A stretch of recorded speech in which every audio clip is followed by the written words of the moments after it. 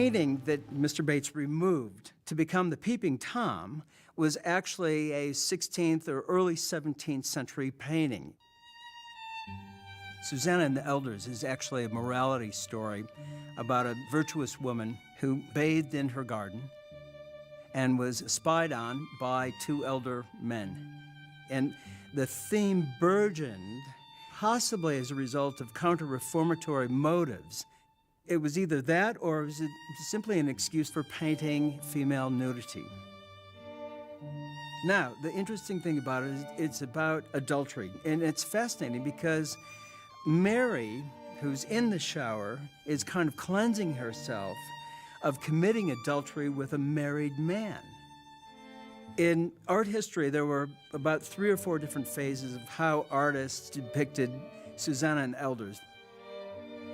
Lucas van Leyden shows the two elders in prominence, whereas the small Susana is bathing in the far distance. But by the time you get to Tintoretto, she's full frontal.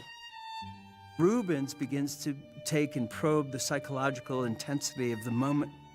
Rembrandt's using the power of lightness and darkness, of highlights, to enhance the drama. The interesting thing about the painting is that you've got full frontal nudity of Susana, and yet the two elders are not simply looking at her, they're actually groping and violating her. It's almost a rape scene that's taking place before our eyes. It's an amazing painting that he picked. It's not any old Baroque painting. It's voyeurism.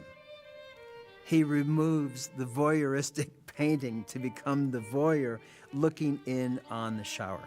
He could have picked from 50 different examples, but he chose this one because it had the most amount of information that he could use for his film.